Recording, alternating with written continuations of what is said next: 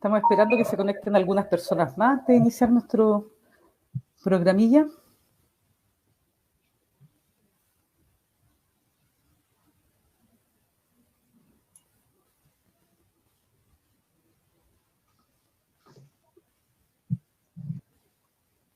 ¿Vamos?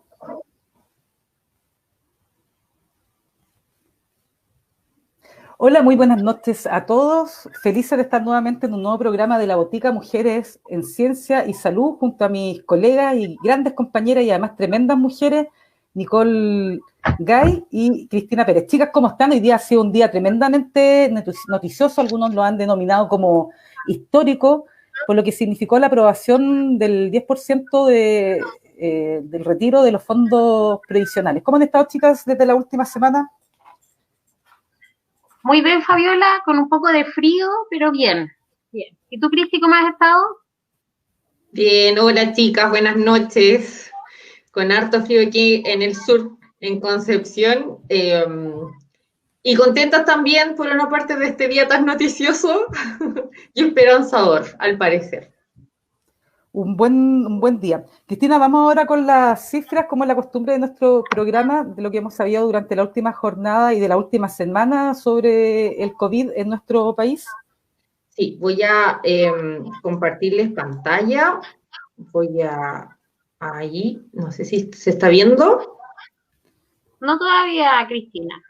Ahí, por ahí. A ver, esperemos que cargue un ratito.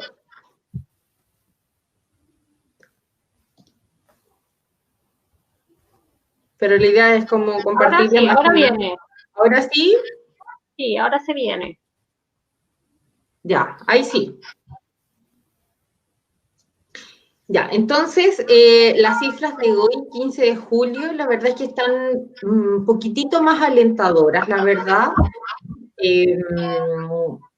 Poco a poco han ido disminuyendo los casos diarios a nivel nacional. Y también siempre considerando la cantidad de testeos que se hacen a nivel nacional, vemos de que de verdad recién se está notando al fin este descenso tan esperado en el número de casos de COVID positivo. Hoy día hubo 1.712 casos de positivos, de los cuales 1.400 fueron pacientes sin síntomas y 186, perdón, 1.400 con síntomas, 186 sin síntomas y 126 aún no informados. También quiero comentarles el número total de casos en Chile, que son 321.205. Vamos a nivel 6, a nivel mundial. Eso igual es una cifra muy buena. Esto más que nada, también hay que considerar la cantidad de positivos por millón de habitantes. Entonces, ahí vamos a pero más bien como negativo. Y lo otro, que creo que también es algo que hay que rescatar, que es algo positivo, la cantidad de test. Ya llevamos un poco más de 1.300.000 testeos a nivel nacional, ¿ya? Y bueno, y la lamentable noticia de que hoy día nos dio el ministro de Salud de 117 personas fallecidas, con un total de 7.186. Hoy yo le escuché al ministro comentar de que desde el ministerio están viendo la fórmula para comenzar a considerar los datos del DEP. Creo que esa es una súper buena noticia. ¿Qué les parece a ustedes? O sea, es una tremenda noticia porque además ha sido la generación de dos cifras, digamos, de dos reportes, obviamente que genera confusión dentro de la ciudadanía y tampoco permite de que se pueda tener una transparencia en la entrega de los datos. Yo leía en algún momento a algunos expertos que daban cuenta cómo también falta todavía mayor información que en algún momento se entregaba, por ejemplo, hasta el 15 de abril, dentro de los informes aparecía si el caso era secundario, es decir, existía nexo con otros casos, si era un caso importado, si era un caso sin nexo, donde no se sabía dónde la persona se había contagiado o si estaba en investigación. Y eso, por supuesto, a nivel de las diferentes comunas, es sumamente importante cuando tú tienes la información por separado. Sí. Y además que Además que, como decía Femelo, primero, por la credibilidad que esto le da, ¿cierto?, al gobierno, y lo segundo, para tomar también medidas y tomar decisiones, necesitamos también tener una información consolidada nacional, también por regiones. Es diferente también, ¿cierto?, las distintas etapas que estamos en las regiones, y por lo tanto solicitamos y pedimos casi todas las comunes y las provincias tener más información a nivel local para poder tomar decisiones no solo a nivel nacional. Exactamente. Y bueno, y también los datos dentro de los datos que nos entrega la Seremi de Salud Bio Bio, podemos comentarles de que hoy día hay un total de contagios de 8.792 personas, y acá en la comuna de Concepción se registraron 14 casos nuevos en el día de hoy, y llega a un total de 1.267 casos, ¿ya? Y los PCR que nuevamente volvieron a entregar los datos, así que eso es algo súper positivo, ¿cierto? Hace un par de semanas que se volvieron a entregar los datos, y en la región del Biobío alcanzó hoy día, o en el fondo ayer, 1.226 PCR, así que eso es algo bastante positivo. Igual les quiero comentar, y es importante reforzar esta información, que en un principio la autoridad siempre daba a conocer que uno de los síntomas más importantes era la fiebre. Y ahora esto ha ido cambiando. Entonces, ¿cómo ha ido mutando todo esto? Es que la mayor cantidad de registros de la sintomatología de pacientes COVID positivos ha sido la cefalea, ¿ya? La tos, la mialgia, y en cuarto lugar recién la fiebre. Así que por eso que es importante estar atentos a estos síntomas. Y veíamos también que una de las estrategias que se sumaban dentro de la última semana por medio de la Seremi y el Servicio de Salud, es algo que precisamente también en este programa nosotras habíamos conversado, y era la necesidad que de parte de las instituciones se acercaran a los grupos de riesgo a testear.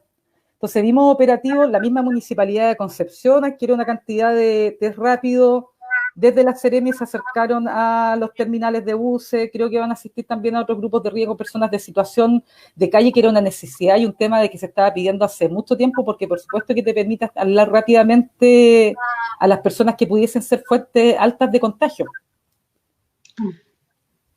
Sí, eso es algo bueno. Y eso va a permitir aumentar el número de testeos, ya que en este momento lo que se había solicitado del Ministerio es hacer testeos más bien pasivos, ¿cierto? Esperando que los usuarios se acercaran a los establecimientos, esperando tener síntomas para poder testearlo. Así que eso va a permitir aumentar la cobertura del testeo.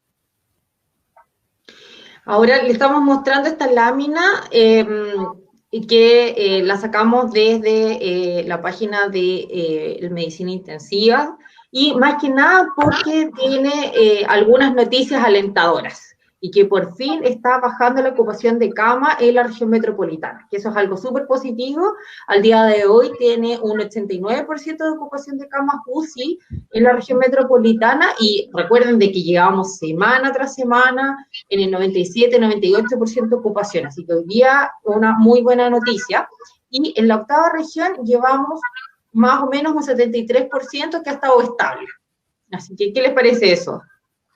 Sí, yo vi algunas cifras también, y una de las preocupaciones que manifestaban también expertos era que, si bien se notaba por supuesto una disminución en la positividad, pero ojo con la disminución de la positividad, porque claro, cuando uno presenta el promedio, por supuesto que se ve una baja, pero hay que ver que, por ejemplo, en Santiago hay comunas que tienen una tasa de positividad que es del 15%, como por ejemplo Providencia, pero hay otras que tienen una tasa de positividad del 40%, y en el norte también hay comunas que todavía siguen casi un 50% de positividad.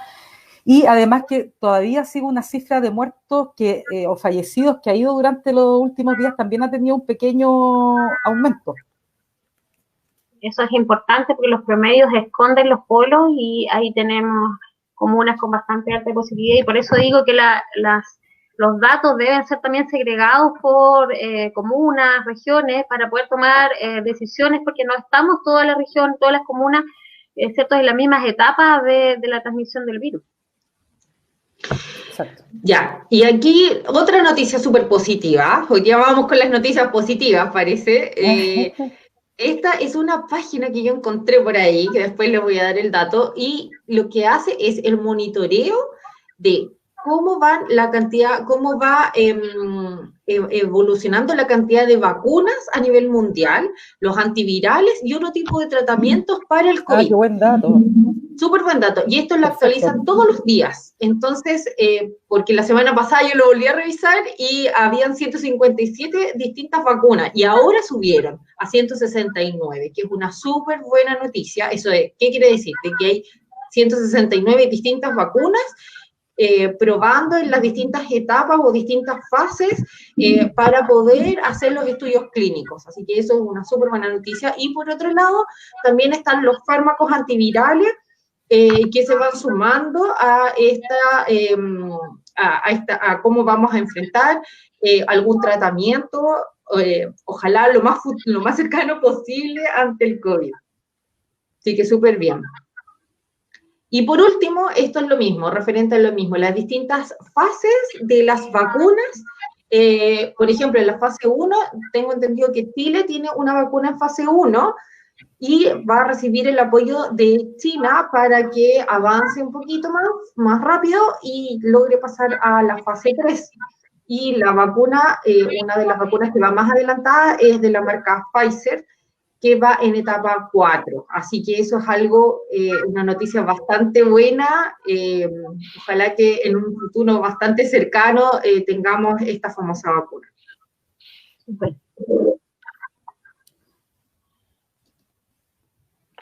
No, vemos que ella se está integrando a nuestro programa, nuestra invitada al día de hoy.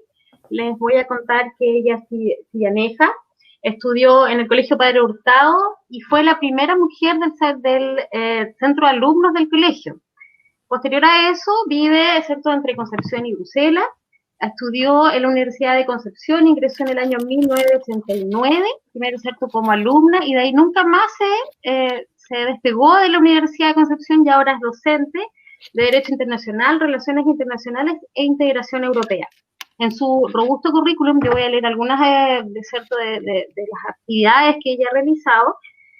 Figuran su diplomado en Relaciones Internacionales y Políticas Comparadas y el máster en Ciencias Políticas y Relaciones Internacionales, ambas de Bélgica. Fue parte del comité asesor del Ministerio de Relaciones Exteriores durante la demanda de Bolivia contra Chile, donde además se convirtió en uno de los rostros más apreciados por los medios de comunicación, que decían por su simpatía y cercanía con los medios. Fue una de las creadoras del programa de estudios europeos de la Universidad de Concepción, donde además fue su presidenta e integrante de la red Hay Mujeres. Ella dice que es mala para cocinar y para cuidar plantas, pero le gusta leer y ver series británicas. Tiene un hijo precioso llamado Clemente y a quien ella define como un campeón. Le damos la bienvenida a nuestro programa, la botica Mujeres en Ciencia y Salud, a Paulina Astroza Suárez. Bienvenida, Paulina. Gracias, muchas gracias además por la presentación y recordar esos detalles. Hola Paulina, un gusto tenerte en nuestro programa. No, el gusto es mío. Gracias por la invitación. Bueno, Paulina, vamos a empezar con algunas de nuestras preguntas. Como dije en la presentación, usted es integrante del Hay Mujeres, que es una iniciativa pionera, ¿cierto?, en Latinoamérica, que busca resaltar las opiniones y la voz de mujeres en espacios públicos y poder reconocer la relevancia de esto. En nuestro país, ¿cuál es la relevancia, bueno, y a nivel internacional, que hemos tenido la integración de mujeres en espacios y en cargos públicos? Se ha ido avanzando, o sea, si miramos el pasado, evidentemente hay un camino que se ha hecho y en el cual vemos que cada vez más mujeres están en cargos de poder, o que están en los medios, o que están en cargos de jefatura, pero todavía falta muchísimo. La presencia de mujeres, la visibilidad en los medios de comunicación, todavía vemos demasiados paneles de hombres, o vemos algunos reportajes donde el 100% son hombres, o en que vemos conferencias en que el rol de la mujer es ser moderadora, ni siquiera ser una de las panelistas, eso todavía se está dando. Cada vez lo bueno es que cada vez se da menos, o las veces en que esto se da, bueno, uno repara inmediatamente, bueno, ¿y dónde están las mujeres? Y eso ya es un avance, y aquí en Chile hay mujeres, ha trabajado, creo que muy bien, el decir que hay expertas en todos los temas, que los medios de comunicación no solo pueden limitarse a consultar solo a hombres, que la visión femenina, que tenemos también otras miradas, complementan a la de los hombres, no estamos en competencia, somos complementarias, y yo creo que se ha ido avanzando, pero el camino todavía es largo, hay mucho machismo todavía, todavía hay mucho eso que, y a mí me pasa a veces, que yo digo, doy una idea, pero cuando la dice un hombre, recién la toman en cuenta. Hoy me ha pasado 1000 veces eso. Hasta los chistes.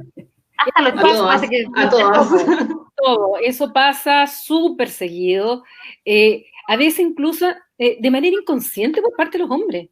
Y yo creo que cada día ellos tienen que ir tomando conciencia que esos micromachismos, que esa forma de considerar la opinión de la mujer como secundaria y que solo cuando es reforzado por un hombre ahí recién vale la opinión, bueno, son cosas que deben cambiar en una sociedad en la cual no solamente queremos igualdad de oportunidades, sino que además tenemos igualdad de capacidades. No somos más tontas que los hombres. Entonces, se ha avanzado, pero falta mucho. Falta mucho, sí. En el contexto del descontento social, ¿cierto? Del 18 de octubre, ¿qué pasa con la institucionalidad aquí en Chile, con la pérdida de confianza en las autoridades, en las instituciones y de cara también al plebiscito que estamos en veremos el 7 de octubre? ¿Cuál es tu posición, tu postura? A ver, yo creo que lo del estallido social primero, efectivamente, esa frase que no se vio venir, no es tal. Lo que no se sabía era cuándo, cómo y cuál iba a ser el elemento detonador de un estallido como el que tuvimos. Habían muchos estudios donde ya estaban manifestando las desigualdades que existen en Chile, y no solamente desigualdades desde el punto de vista de ingreso, porque de hecho el ingreso en Chile, hasta los indicadores el último tiempo estaban siendo mejores, lentamente, pero estaban siendo mejores que en el pasado.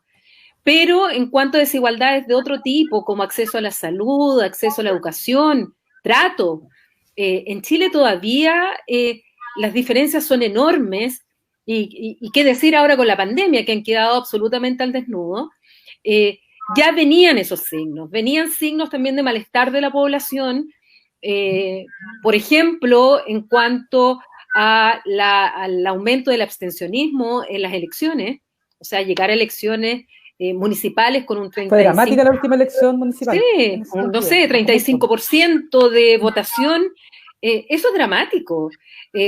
Pensar además que la afiliación a partidos políticos está en picada, en que además vemos ahora ciertos estudios en relación a la confianza de la ciudadanía respecto a todas las instituciones, salvo bomberos, todas cayeron, incluyendo Carabineros, que Carabineros era normalmente una de las instituciones mejor valoradas por la ciudadanía, y tuvieron una caída pero drástica. Los medios de comunicación, el empresariado, los gremios, los partidos políticos, el Congreso, la oposición, el gobierno, todos, en definitiva, han caído en esa desconfianza, que si bien es un fenómeno mundial, particularmente en Chile se ha visto bastante agravado. Y ahora, además, con la pandemia, están quedando más al desnudo no solo nuestras debilidades, también nuestras fortalezas, pero claramente hay un debe por parte de la clase política que se está haciendo súper latente. Y la discusión hoy día refleja eso, refleja mucho ya que la gente no cree y que siente que ya todos son lo mismo, que nadie le responde, qué importa votar derecha, izquierda, si es lo mismo, y están canalizando sus demandas por otros lados, que no son las institucionales, y evidentemente eso genera un riesgo, y para el cual debiéramos reforzar los partidos políticos, democratizar los partidos políticos, requerimos una mejor democracia, y para eso necesitamos un muy buen proceso constituyente. Sí, exactamente. Hola Paulina, ahora por fin puedo saludar. Me declaro una fans tuya. Yo creo que aquí mis colegas también, de verdad que somos fans tuyas, te seguimos en hartos webinars por ahí, los pasos. Pero bueno, te quiero llevar a otro tema, más que nada, la pregunta va en cómo has ido observando tú como Paulina Astroza la situación a nivel internacional en cuanto a la crisis sanitaria y la que lleva también a una crisis económica, aunque también hay que ver y focalizar, ¿cierto?, estas luces que nos dan estos liderazgos power femeninos como la famosa Jacinda Ardern en Nueva Zelanda, y cómo ella también ha logrado llevar las riendas de su país de una manera certera, de una manera que tal vez, bueno, a lo mejor en un par de meses más lo vamos a saber, lo vamos a notar más, pero tal vez no tan, con una crisis económica no tan fuerte. Entonces, ¿cómo tú puedes, más que nada, cómo reflexionar acerca de estos dos parámetros, de la crisis sanitaria, la crisis económica, y cómo estos liderazgos a nivel mundial se han llevado a cabo? A ver, respecto a lo primero, de nuevo, se dice que no se veía venir. Había informes de expertos, había informes de la propia Organización Mundial de la Salud, en el cual ya venían previniendo que pandemias era muy probable que se produjeran de nuevo. No se sabía cuándo, ni cómo iban a empezar. Ya había ciertos ejemplos, como fue el SARS-1, donde ya, producto justamente de lo que significaba digamos, el traspaso de un virus del animal a el ser humano y de ahí entre ser humano, bueno, se logró controlar, pero ya muchos venían diciendo que ojo, porque esto podía repetirse, y si además se daba en un cierto contexto de viaje, de mayor, que ahora la gente se mueve mucho más, el turismo se mueve muchísimo más que antes, la globalización ha hecho además que las personas tengan muchísima más movilidad que antes. Entonces, si en cierto contexto se daba esto, el riesgo de una pandemia era altísimo. Y efectivamente fue así. Yo creo que lamentablemente ni los estados ni la comunidad internacional se preparó debidamente ante este riesgo anunciado. O sea, quedó claro que hasta los países más desarrollados no tuvieron las estructuras adecuadas para enfrentar la pandemia. En algunos casos fue más dramático que otros, pero en general todos los países se vieron absolutamente impactados por esto. Al mismo tiempo, la comunidad internacional, las propias Naciones Unidas, la Organización Mundial de la Salud, que ha sido bastante criticada, pero la Organización Mundial de la Salud, además, hay que analizarla dentro del contexto también de sus propias restricciones económicas, dentro de todo lo que había dicho antes, no tampoco se tomó en cuenta los informes que la misma OMS había dictado. Entonces, bueno, nos encontramos con esta situación en que ni la comunidad internacional ni los estados estaban preparados, no hay un liderazgo internacional que aúne todas las fuerzas para luchar contra la pandemia, buscar la vacuna, buscar tratamiento. Normalmente ese liderazgo, quien tiene las capacidades para hacerlo, pero hoy día no tiene la voluntad de hacerlo, es Estados Unidos. Estados Unidos es la superpotencia, tiene todos los factores para hacerlo, pero no tiene la voluntad política y al contrario juega el antirrol de aquel liderazgo que necesitamos. Entonces lo que se ha tratado de hacer son ciertos liderazgos regionales en el cual vemos a Europa lanzando una campaña donde ha logrado juntar dinero, ha logrado aunar a instituciones, a gobiernos, a fundaciones de los Estados Unidos, a científicos de los Estados Unidos, no hacia su gobierno, y están buscando también el poder acceder a una vacuna o a un tratamiento que sea, y esto es importante, que sea un bien público mundial, es decir, que sea de acceso a todo el mundo, porque ese va a ser un tema, encontrar la vacuna, y lo otro es que realmente tenga acceso. Ahora, el costo de esa vacuna al final. Por supuesto, es el costo, alguien lo va a tener que pagar, las inversiones son, por un lado, estatales, por otro lado, son privadas. Entonces, bueno, hay todo un tema ahí muy importante y en el cual, evidentemente, Estados Unidos se está quedando funcionando solo con la lógica de Trump. Pero dentro de todos estos liderazgos, ausencia de un liderazgo que una a todos, sí nos hemos encontrado con liderazgos que han manejado muy bien la pandemia o que en esta primera etapa de la pandemia, hasta el momento, han tenido por lo menos estrategias que le han dado resultados. Y ahí está, como tú señalas, Jacinta Ardern, que es la primera que resalta dentro de estos liderazgos, porque efectivamente en Nueva Zelanda ella actuó rápido, ella actuó antes que hubiera muertos, ella ya logró el confinamiento de su país. Evidentemente es más fácil porque es una isla, son casi 5 millones de habitantes, tienen un sistema de seguridad social también que le permitía, y un sistema político le permitía adoptar estas medidas inmediatamente, con el carisma que ella tiene y con un equipo inclusivo, escuchando la ciencia, hablándole directamente a la ciudadanía, generando confianza. ¿Para qué? Para que la gente hiciera caso. O sea, en Jacinta Ardern tú encuentras muchos rasgos de gestión y de un Estado que cuenta con un sistema público que le permitió lograr ese objetivo y que finalmente ella erradicó el virus. O sea, en Nueva Zelanda dieron por terminado el virus y ya no hay restricciones ni nada. Incluso ahora cuando llegaron estas extranjeras, las británicas, que venían con el virus, cerraron nuevamente, fue como stop, nuevamente el país para evitar muy rápidas. Sí. No, y ella sintió, pero imagínense, ella sintió como se sintió frustrada y desolada porque había 3 contagios. 3 contagios. Y eso para ella era un fracaso. Entonces, imagínate al nivel de su gestión tan buena. Hay otros liderazgos femeninos que también han destacado. Angela Merkel en Europa, los países escandinavos, salvo Suecia, también han destacado liderazgos en Islandia, en Noruega, en Dinamarca, en Finlandia. Todas son mujeres. El caso finlandés es muy destacable porque además, aparte que su primera ministra, tiene 34 años, las presidentas de todos los partidos políticos en Finlandia son todas mujeres. Son todas mujeres. Y también han tenido buenos resultados en cuanto a la gestión de la crisis. Pero no quiero que quede la idea de que todas las mujeres gestionan bien por ser mujeres.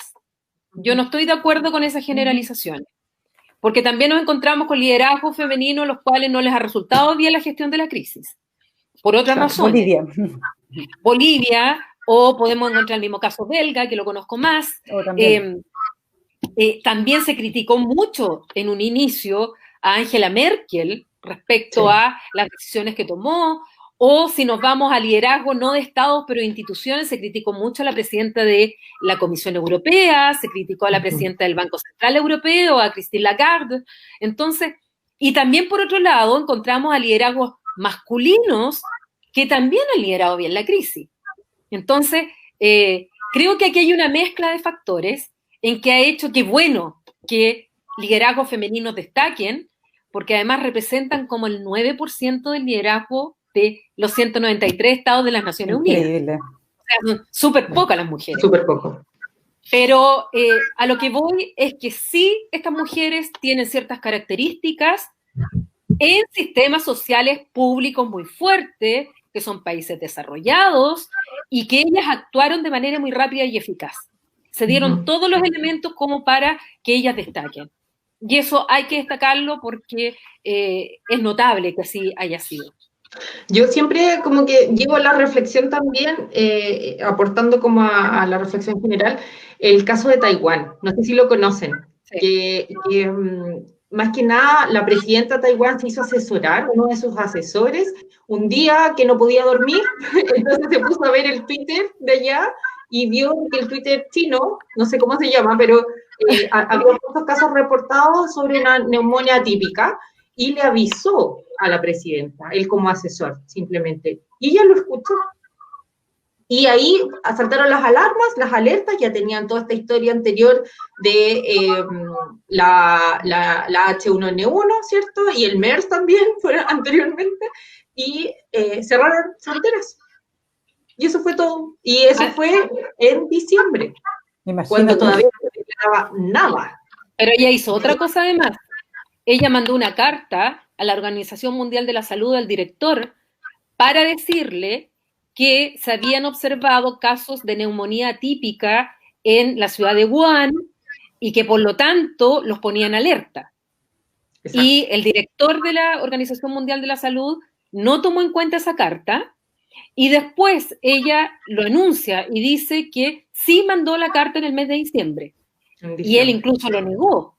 Y ella sacó a la luz pública la carta que había mandado. Por eso es una de las críticas grandes que se le ha hecho a el presidente de la Organización Mundial de la Salud y está dentro de las razones por las cuales Donald Trump ha acusado al presidente de la OMS, al director de la OMS, de estar protegiendo o encubriendo a China.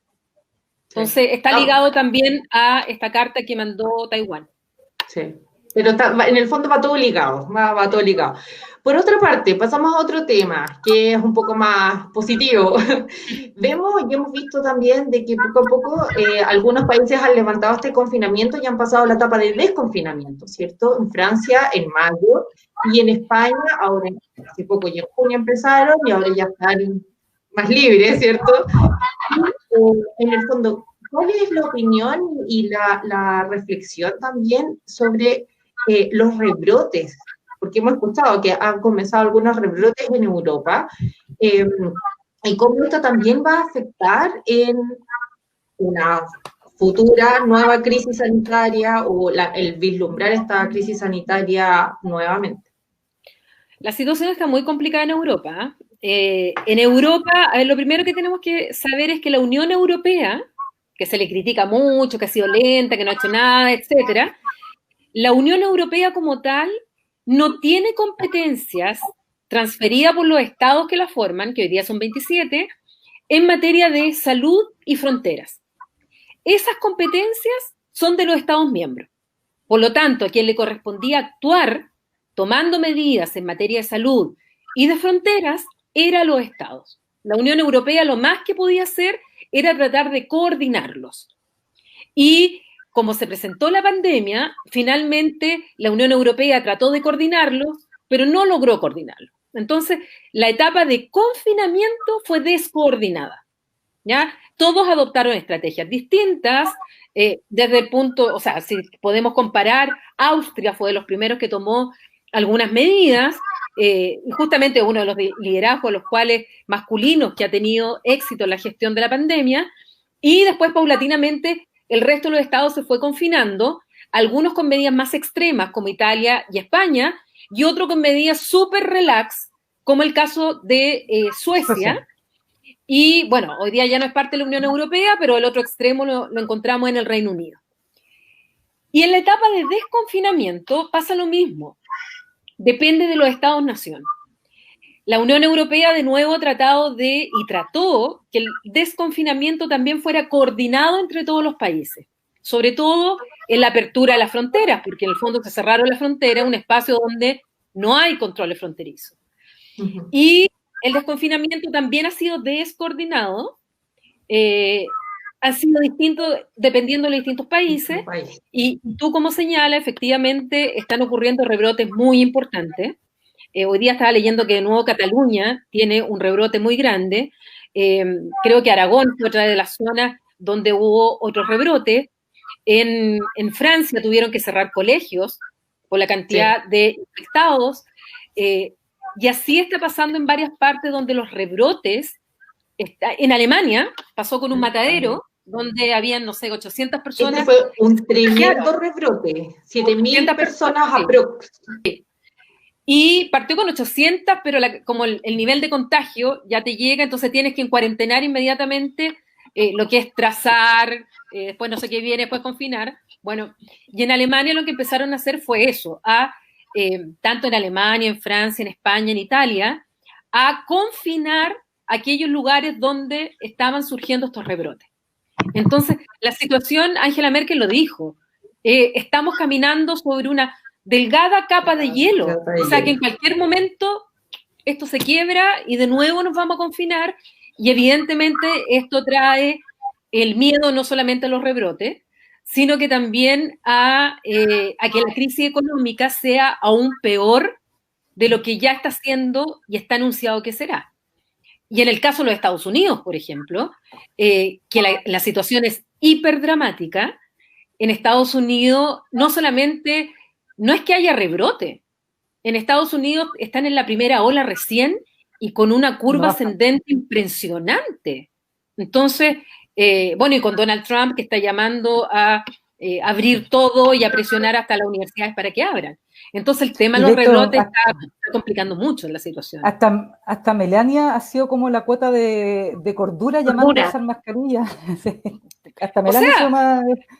Donald Trump recién ahora, después de 4 meses, va a un hospital militar y se pone una mascarilla, pero resulta que cuando se baja el helicóptero y se sube al auto que lo lleva al hospital militar, va sin mascarilla.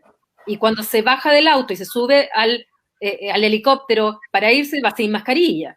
O sea, la mascarilla la usó solo en el hospital, y él dijo que solo lo usaba en determinados lugares específicos, como si el virus estuviera en algunos lugares específicos. O sea, es absolutamente irracional. Paulina, veíamos un artículo de la BBC en donde se hacía un análisis, donde veían que post algunas situaciones dramáticas en el mundo, por ejemplo, post Primera Guerra Mundial, se habían observado bastante nacionalismo, pérdida de la democracia, y en el fondo cada país remando para su lado. Contrario a lo que pasó post Segunda Guerra Mundial, en donde existió una configuración diferente. ¿Cómo analizas tú, crees que se puede vislumbrar a futuro el escenario más parecido a la post Primera Guerra Mundial, post Segunda Guerra Mundial, o de forma absolutamente diferente? Yo creo que va a ser diferente, porque, a ver, después de la Primera Guerra Mundial, la Primera Guerra Mundial parte con una confrontación intraeuropea. Franceses y alemanes, y se arman las coaliciones y parte la guerra. Es con la intervención de los Estados Unidos finalmente que se carga la balanza y gana la guerra los aliados. Pero terminada la guerra, Estados Unidos volvió a su política del aislamiento. O sea, llegó y se fue hacia adentro y dijo que los europeos se la arreglen solos. Y ahí viene el periodo de entreguerras con la Gran Depresión del 29, que afecta mucho a Europa y que justamente surge y además en estados que eran liberales, donde habían democracia y se votaba, como Alemania, donde finalmente la depresión económica y la situación en la cual estaban posguerra, evidentemente llevó a los nacionalismos extremos y llevó a lo que todos conocemos en el periodo entreguerras, con la llegada de Hitler al poder, Mussolini en Italia, y viene la Segunda Guerra Mundial. En la Segunda Guerra Mundial, de nuevo, parte como una confrontación intraeuropea. Y de nuevo los Estados Unidos intervienen después. Solo intervienen cuando viene el episodio de Pearl Harbor. Y cuando intervienen los Estados Unidos, de nuevo carga la balanza y termina la guerra, incluso la Segunda Guerra Mundial, utilizando las bombas en Hiroshima y Nagasaki. Pero Estados Unidos no adopta la misma posición de la Primera Guerra Mundial, post Primera Guerra Mundial.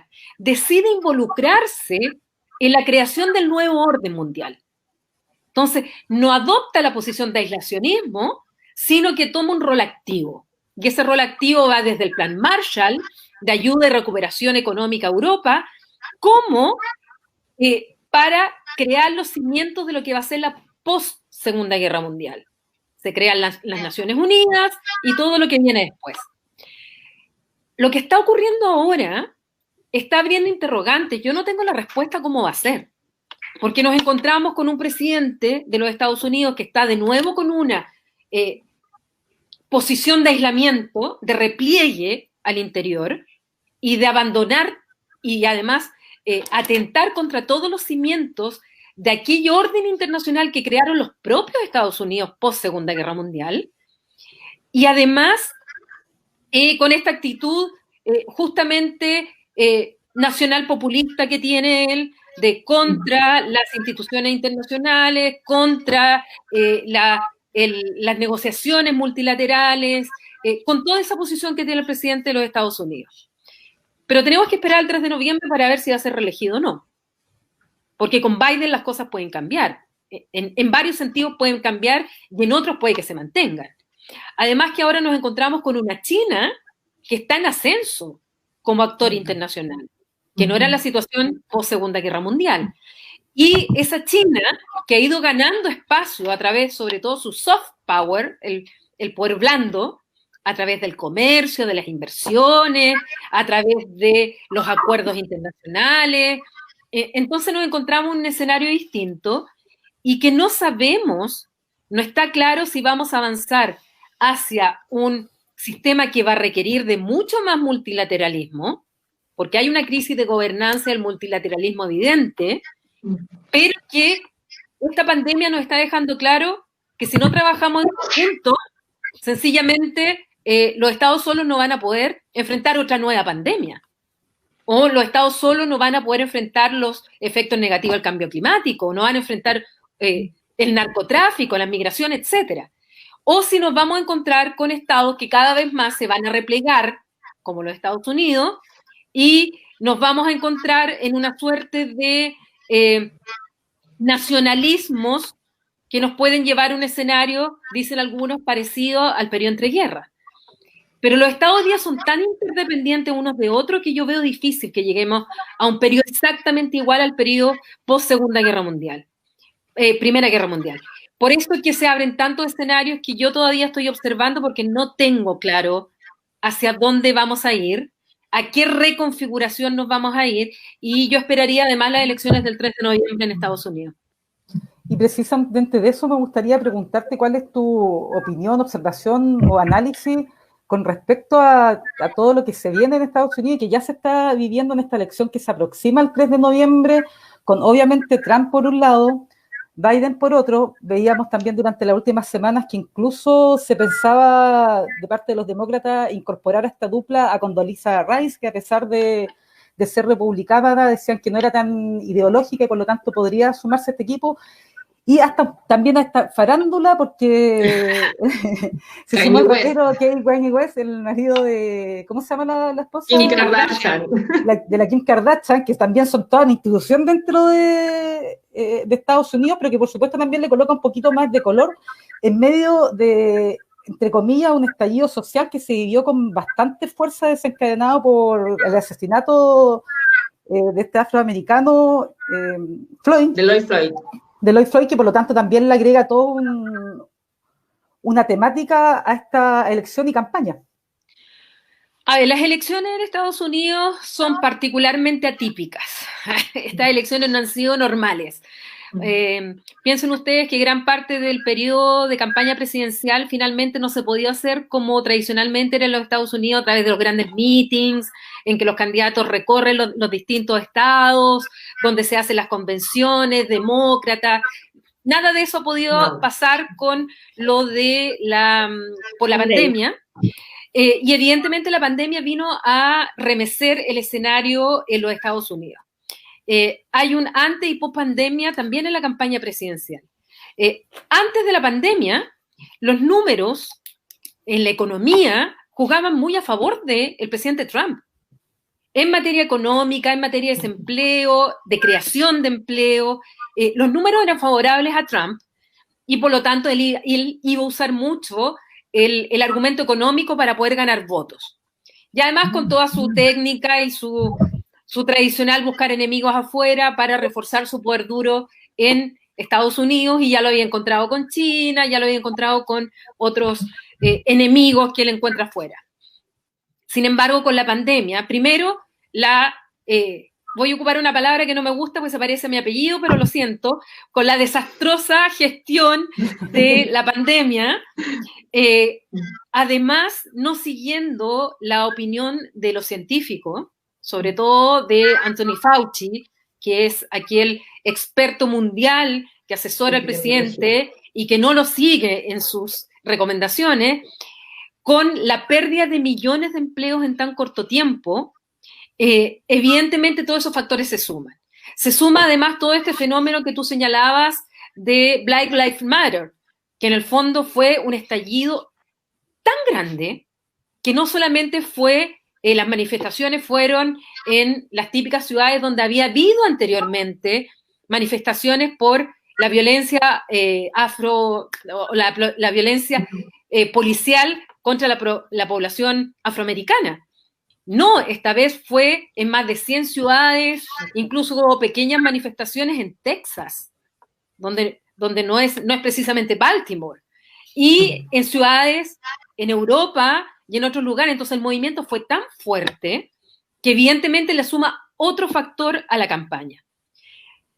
Quedan 4 meses, y en 4 meses pueden pasar tantas cosas, el mundo está siendo tan vertiginoso que uno no se atreve a decir qué va a pasar de aquí al 3 de noviembre. Imagínense ustedes que si hubiésemos pensado en enero, en diciembre, ¿quién habría pensado en la pandemia? ¿Quién habría pensado en este estallido debido a la muerte, el asesinato de George Floyd y con la repercusión mundial que tuvo? Entonces, yo no sé qué más puede pasar dentro de la campaña que cambie las cosas. Yo vi hoy día, ayer vi una encuesta en la cual, bueno, a lo que iba, a lo de la candidatura de Kanye West. Se pensaba que era una estrategia utilizada por los republicanos para ganarle el voto afroamericano que votó por Trump, que ahora no quiere votar por Trump, para que no vote por Biden. Entonces le quita ese voto a Biden. Eso se pensaba. Pero resulta que yo vi una encuesta ayer en la cual a quien realmente le está quitando votos, porque salieron 2 encuestas ayer, una considerando West y otra sin considerar a West, más el candidato verde y más otro candidato más que hay. Hay 4 candidatos actualmente. Y le quita un porcentaje a Trump. No se lo quita a Biden, según esa encuesta. Entonces, bueno, hay que ir viendo las encuestas hoy día, casi todas le dan el triunfo a Biden, incluso en algunos estados en los cuales normalmente, donde ganó Trump la vez pasada, como Texas. Pero, de nuevo, falta mucho. En la época de Trump puede pasar muchas cosas en 4 meses. Las encuestas hoy día es la fotografía de hoy día, pero yo no me atrevería a adelantar qué va a pasar exactamente ese día, porque depende mucho si van a ir a votar o no. La población estadounidense vota un 50% más o menos en las elecciones presidenciales. Si la población que está descontenta con Trump realmente va a ir a votar por Biden, o sea, a quedar en la casa. Si el voto latino y el voto afroamericano, que quedaron muy enojados con Obama, esta vez van a votar por Biden, hay muchas dudas que todavía están y hace que el escenario, o piensen ustedes que la economía se recupere súper rápido en septiembre-octubre. Y eso te va a cambiar el escenario y a lo mejor la gente va a votar por Trump de nuevo. O que tal vez la curva no baje y suba. La verdad es que todo es incertidumbre absoluta. Claro. Y en ese sentido, disculpen, no existen, por ejemplo, en Estados Unidos, porque no se ha puesto en duda, así como aquí se coloca en duda el desarrollo del plebiscito por la situación sanitaria en Estados Unidos, no se ha hablado nada de eso, porque entendiendo que ellos tienen votación electrónica, además. Lo que pasa es que en Estados Unidos, además, ellos tienen votación por correo, tienen voto adelantado, o sea, tienen distintas formas de votar. Y yo escuché en una entrevista, no en una entrevista, fue un seminario que hicieron los alumnos del programa de estudios europeos que entrevistaron a Dori Toribio con Juan Gabriel Valdés. Y una de las personas le hizo la pregunta. Y ambos decían que veían súper poco probable cambiar la fecha, sobre todo porque en Estados Unidos existe la posibilidad del voto por correo y el voto adelantado.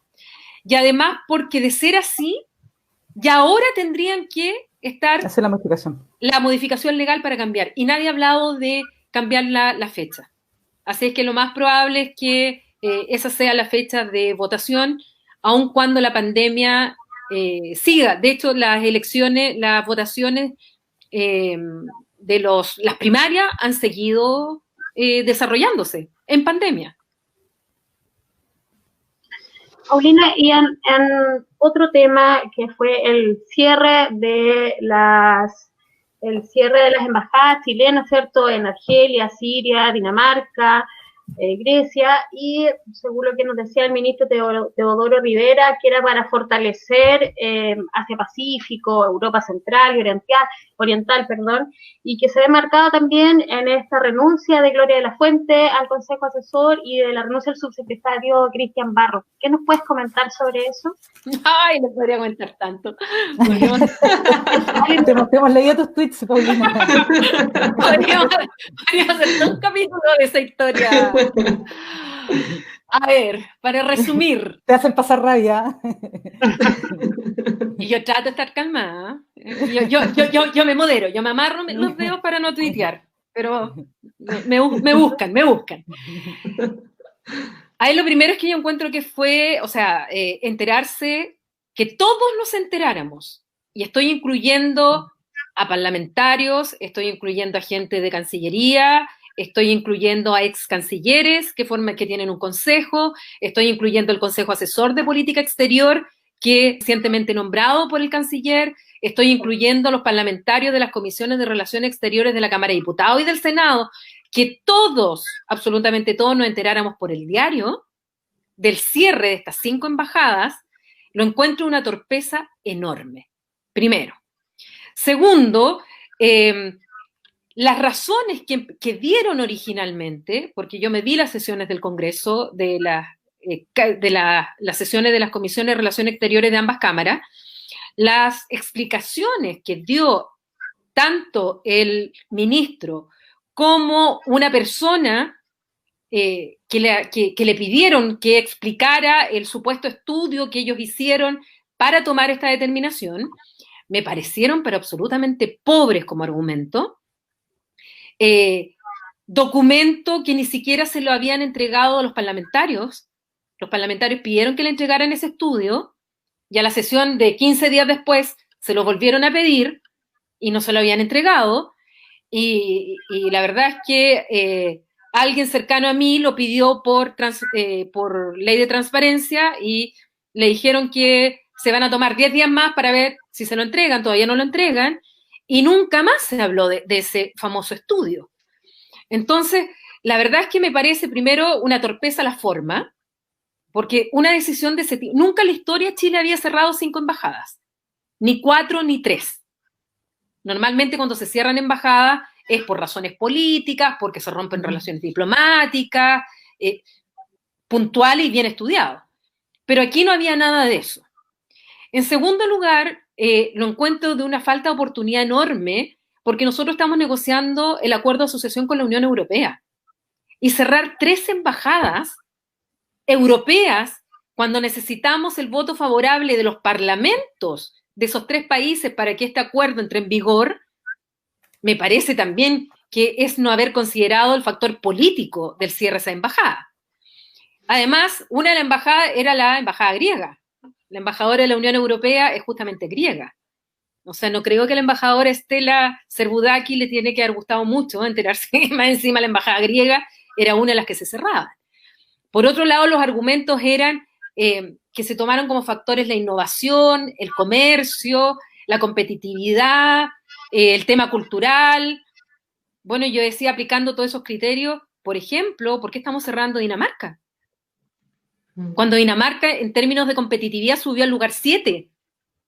Y además Dinamarca acaba de nombrar un embajador en Silicon Valley. Es el primer embajador de ciencia y tecnología en Silicon Valley. O sea, los argumentos de fondo que dieron en las sesiones, yo me ponía a analizarlo y decía, pero ¿y por qué esa embajada y no otras? Lo mismo pasa con el caso sirio y el caso de Argelia.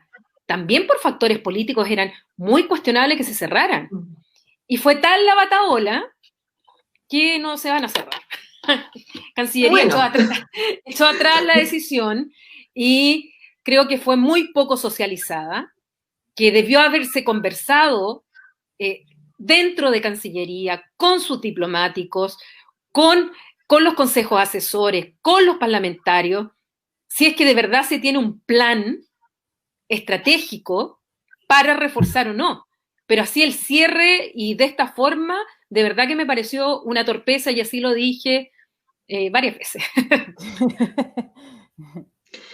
Queríamos recordar también, aquí haciendo un pequeño paréntesis, de nuestros amigos y seguidores en Facebook, que siempre nos ven toda la semana, desde hace casi un poco más de 2 meses ya llevamos, Ya ¿cierto? llevamos más de 2 meses, sí. Más de 2 meses. Entonces, mandarle muchos cariños a Paulo Otarola, a Elisa Silva, a Oscar Ramírez, a Rosa Fernández, a Manuel Fernández, y a todos quienes nos están viendo y siguiendo todas las semanas por Facebook. Oye, hay una pregunta tipe ahí del público que yo creo que sería importante. ¿La quieres leer? Para que, yo la leo. Sí, porque es una persona cercana a ti. Una persona cercana a mí, pero tiene sentido. Sí. Pregunta, Cristian Gazale, ¿podrían pedirle la opinión sobre la intención de Israel de anexar territorios palestinos? Buena pregunta. Y la postura de Chile, a pesar de que no es una pandemia y la invitada lo justifica. Buen tema, tremendo tema, ¿cierto? A ver, yo estoy absolutamente en contra de la anexión anunciada y retardada, porque se suponía que iba a ser el 1 de julio, de parte Cisjordania por parte de Israel.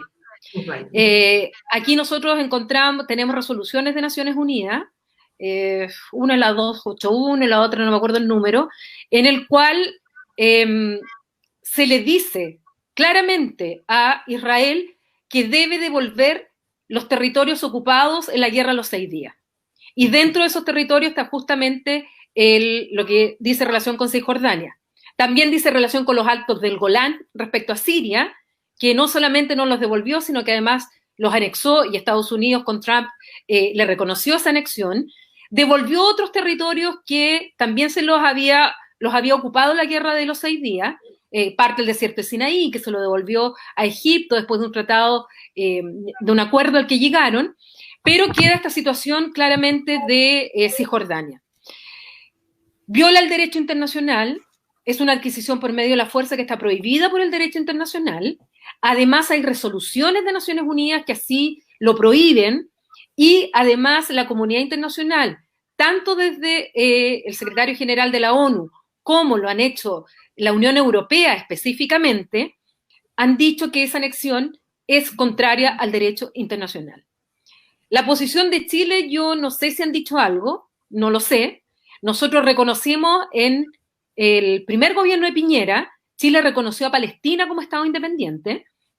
Por lo tanto, nosotros somos uno de los países que reconoce a Palestina, y en este sentido, en el reconocimiento, evidentemente se habla de las fronteras del 67.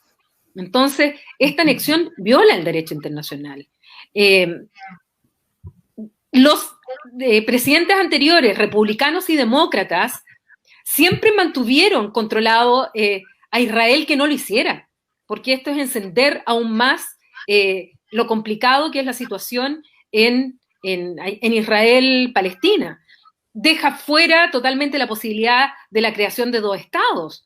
Y Netanyahu hoy día, además, recuerden que fue elegido después de 3 elecciones, donde hizo una coalición con su rival, y además está con un juicio por corrupción.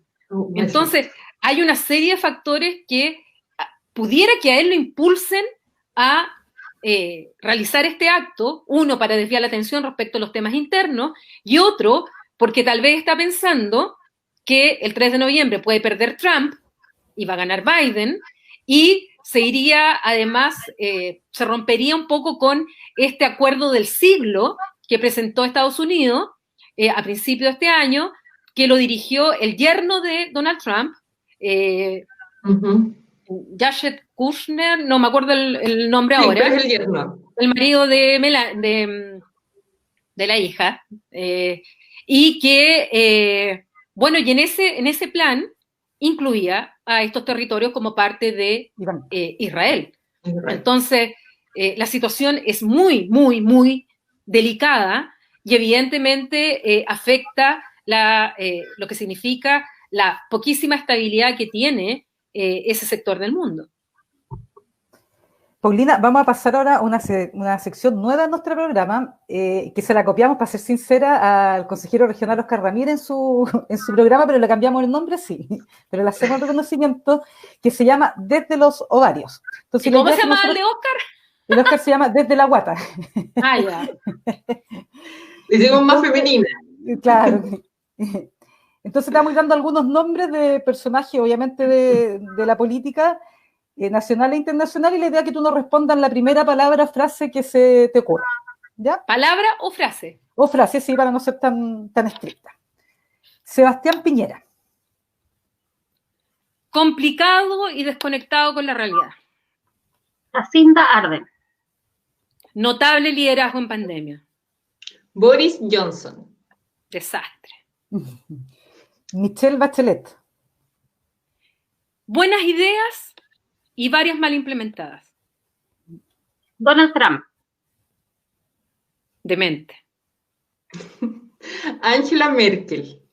Necesaria. Jair Bolsonaro.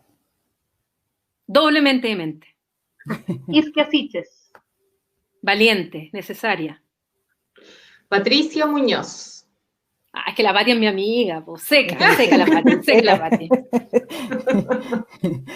Gracias por tu simpatía, Paulina, en esta nueva sección. Y ahora vamos a una pregunta que es como la clásica pregunta de nuestro programa La Botica Mujeres en Ciencia y Salud, que como te comentamos cuando te invitamos a participar, lo que busca es relevar el rol de tantas mujeres y visibilizar también a tantas expertas que tenemos en diferentes áreas, porque como mencionábamos, todavía existe una gran cantidad de paneles que siguen siendo exclusivamente de hombres. Y en ese sentido nos gustaría algunas palabras de inspiración para probablemente muchas niñas que te pueden estar mirando, muchas mujeres o muchas jóvenes que de repente tienen muchas ideas, muchas ganas, pero la misma sociedad les va colocando barreras o les hace creer que no son capaces de conseguir su objetivo. Entonces, unas palabras quizás para ya ir finalizando nuestro programa. Mira, yo siempre trato, sobre todo en mis cursos con mis alumnas, de decirles que yo estoy súper consciente que las oportunidades no son las mismas, que no es lo mismo nacer en una población súper pobre, en condiciones de absoluta pobreza, a nacer en Las Condes y donde tú ya naces con una red de contactos enorme, ¿ya? Tengo súper claro que donde tú naces muchas veces te marca. Pero pese a eso, yo creo que de todas maneras uno tiene que buscar la forma de surgir en la vida. Y nosotros tenemos talentos y tenemos que buscar esas oportunidades. Que no hay que pensar de que uno no puede. Que el primer obstáculo no nos lo pongamos nosotras mismas. Y en eso me confieso que yo muchas veces, yo me ponía obstáculos. Me acuerdo al principio cuando me llamaban y me decían, oye, ¿tú puedes dar una entrevista? No sé qué. Ah, no, yo no sé de eso. No sé tanto de eso, no soy especialista de eso. Y terminaba hablando un hombre que sabía menos que cero que yo. Entonces, que el primer obstáculo no lo pongamos nosotros, que los obstáculos lo pongan los otros, no nosotras. Segundo, que hay que ser súper constante, hay que tener las metas claras, que hay que ser súper metódico para lograr algo. Mi papá entró a los 17 años a trabajar a la Romana de la Llanza. Mi papá no estudió en la universidad. Mi mamá estudió en la universidad, pero su carrera la cortaron en el año 73. Por lo tanto, mi mamá nunca pudo trabajar en lo que ella estudió, que era orientadora familiar. Y yo no vengo de una clase alta para nada. Nosotros, con mucho sacrificio, mi papá funcionario en la Llanza, mi mamá que incluso en un tiempo tuvo una reparadora de calzado, vendió productos Tupperware, hizo una cantidad de cosas para poder a nosotros darnos educación.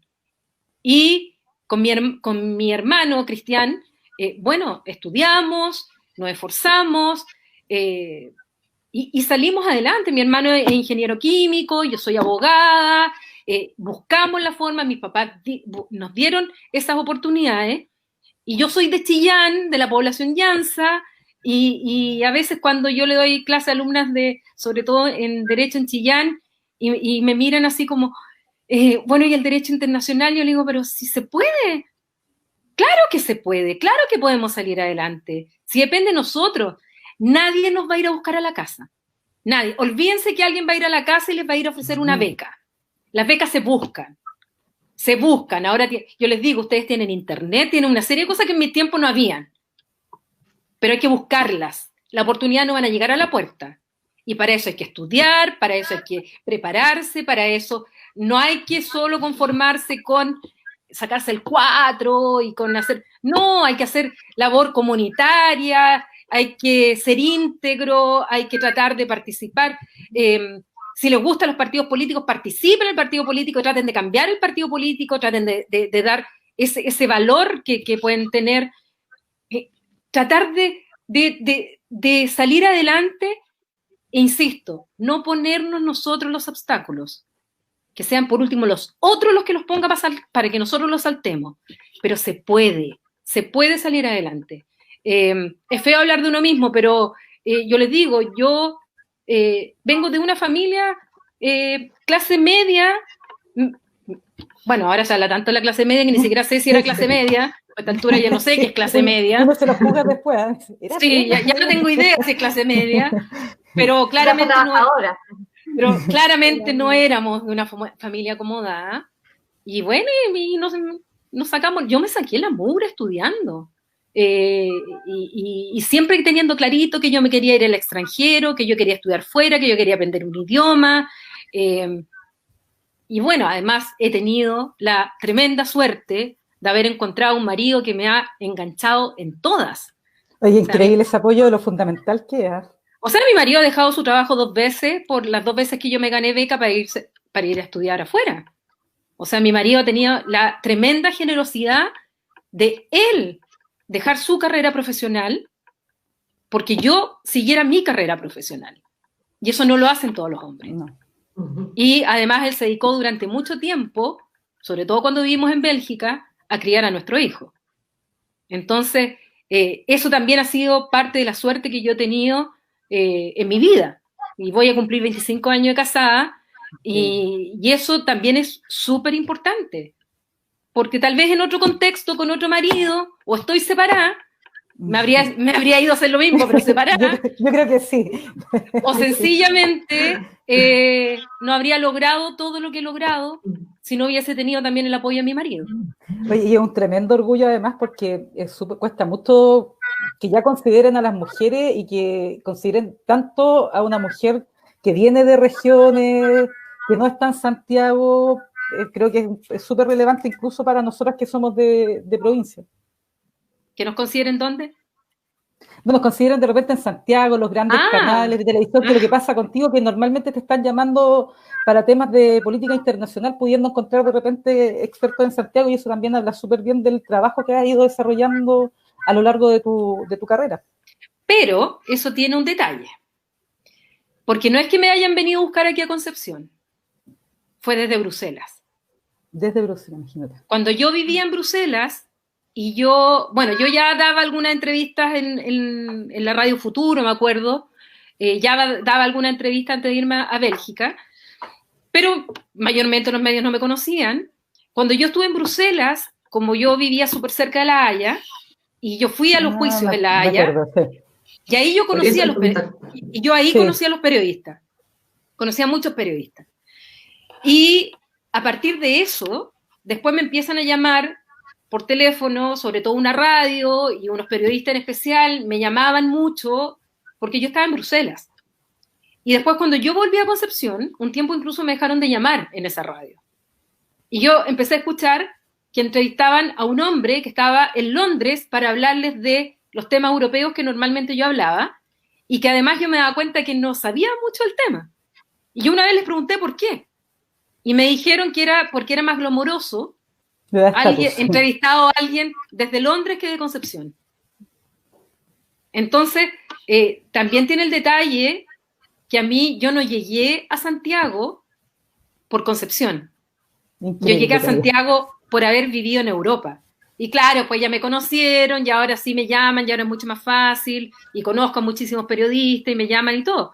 Pero yo les decía que yo me sentía más cerca de Santiago desde Bruselas que de Concepción. Wow. Porque son tan centralistas Que te juro Increíble, es terrible. que me dijeran eso, o sea, que era más glamuroso alguien dando la entrevista de Londres, aunque supiera menos que yo, a que yo lo diera de Concepción. Entonces, también tiene su detalle el tema ahí. Pero es cierto que yo soy súper favorecida, o sea, soy una privilegiada en cuanto al acceso que tengo a los medios de Santiago, eso lo reconozco. Nada, también. Paulina, te queremos agradecer como La Botica, un programa de mujeres, como bien decía Fabiola, y que hemos tenido grandes invitadas, así que agradecida de que nos dieras tu tiempo.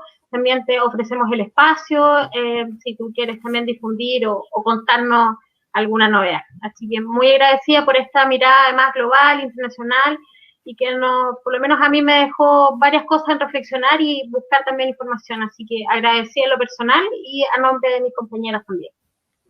No, gracias a usted, fue un tremendo agrado. Entretenía las entrevistas, además, porque algunas entrevistas son re fome y las tengo que dar igual, pero no, súper, y que les vaya súper bien, ya que veo que llevan poco tiempo, así es que, y en lo que yo les pueda ayudar con contactos también para en entrevistas en gente que yo conozco, cuenten conmigo. Muchas gracias. Así que estén muy bien. Muchas gracias. Chao, gracias. Chao. Tremenda invitada, muy entretenida entrevista. Oye, hemos tenido puras invitadas buenas, como que uno siempre queda con el... Así como, vamos a hacer cosas. Muy rápido y siempre decimos lo mismo, tremenda invitada, pero es que al final es como, wow, como, de verdad que son tremendas invitadas. ¿Y cuál es la invitada del próximo programa, hablando de tremendas invitadas? Ya, la próxima invitada para el próximo miércoles es doctora, se llama Rosa Figueroa. Ella es ingeniera civil y sacó algún doctorado que no me acuerdo en este momento, pero tiene un doctorado en ingeniería. Estudió en el extranjero también y hoy es la directora de carrera de ingeniería civil biomédica. Así que tiene harto para contarnos. Hay algunos proyectillos por ahí que están realizándose en la región, así que es bastante interesante. Más que nada nos va a hablar de tecnología de datos en la región del Biobío. Y cómo esto también viene desde Estados Unidos, hay algunas alianzas por ahí, de Europa también, entonces... cómo esto repercute directamente en nuestra región, y ella es académica de la Universidad de Concepción. Así que seguimos regionalistas nuevamente. Muy bien. Oye, damos entonces ahora por finalizado nuestro programa, agradeciendo a cada una de las personas que nos estuvieron mirando en un entretenido programa y esperamos vernos el próximo miércoles a las 20 horas por la misma vía. Muchas gracias, chicas, por este programa y que estén bien. Chao, que estén bien. Chao.